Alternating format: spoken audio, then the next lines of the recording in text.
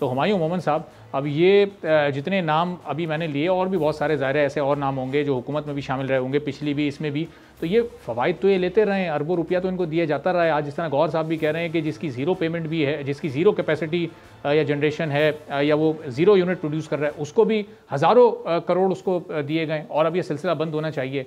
तो ये माजी में ये सिलसिला चला, अभी राना साहब भी आपके दौर का जिक्र कर रहे हैं कि अगर उस वक्त सी पैक तेज़ी से चलता तो बिजली की खपत बढ़ चुकी होती, कंजम्पशन बढ़ती, तो शायद ये इतना बोझ ना होता इस वक्त मईशत पर। बिस्मिल्लाहिर्रहमानिर्रहीम, इय्याका नअबुदु व इय्याका नस्तईन। देखिए, सिंपल सी बात ये है कि ये जो कैपेसिटी पेमेंट्स या ये जो जितने भी मुआहदे हुए हैं, ये मुआहदे जिस ज़माने में, अब ये गौहर इजाज साहब जो कि मिनिस्टर रह चुके हैं वो बता रहे हैं, जिस ज़माने में ये मुआहदे हुए हैं उस ज़माने में अगर पाकिस्तान में 1.8 बिलियन डॉलर का फॉर एग्ज़ाम्पल हबको का अगर वो लगा है, तो उस ज़माने में पाकिस्तान के ही रीजन में आसपास जगहों पे 0.8 बिलियन डॉलर का उसने ही कैपेसिटी का लगा है। तो इसका मतलब ये पाकिस्तान के अंदर जो लगा है उसको इन्फ्लेट करके दिखाया गया है।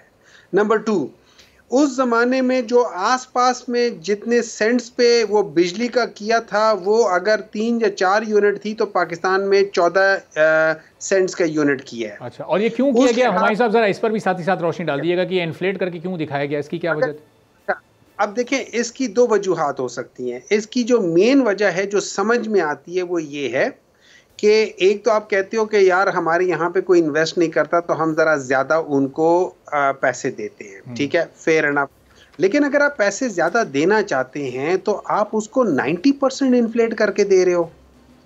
90% किसी भी बिजनेस में 90%, आप 5% 10% का वो कर लो, 90% आप उसको बाकियों के मुकाबले में महंगा दे रहे हो। अच्छा, नंबर 2, आप उनके साथ मुआहदे ऐसे कर रहे हो कि जिसमें आप कहते हो कि अगर तुमसे किसी ने भी नहीं लिए बिजली, हम तुम्हें तब भी पैसे देंगे। मिसाल मैंने पहले भी एक आध प्रोग्राम में दी हुई थी कि बिल्कुल इसी तरीके से कि हम अपने मोहल्ले में एक सब्जी की दुकान वाले को कहें सब्जी की दुकान लगा लो, वो आके दुकान लगाता है, हम जाके वहां से कहते हैं कि भाई टमाटर कितने के, वो कहता है 200 रुपए के।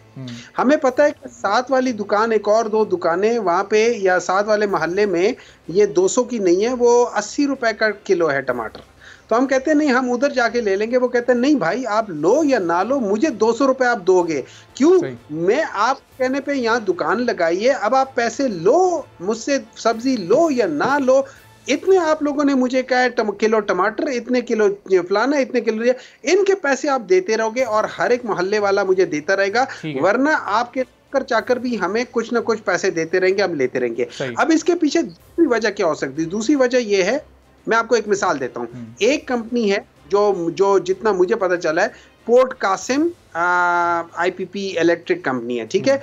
इसने हांगकांग पोर्ट कासिम के साथ मिलके इन्होंने वो किया, और साथ में ख्याल में ये कुवैती कोई कंपनी है उनके साथ मिलके, या कतरी कोई कंपनी उनके साथ मिलके इन्होंने किया है।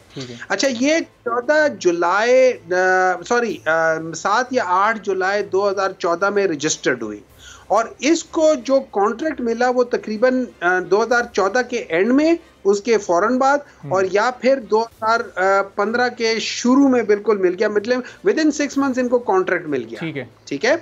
अच्छा, जब हम इनको फर्दर खरीदते हैं तो उस जमाने में उनमें से एक जो आदमी जो इसका डायरेक्टर है वो है सैफुर रहमान, और वो उनका रिश्तेदार है उस जमाने में। आजकल नहीं है रिश्तेदारी, या नहीं है, उस जमाने में थी।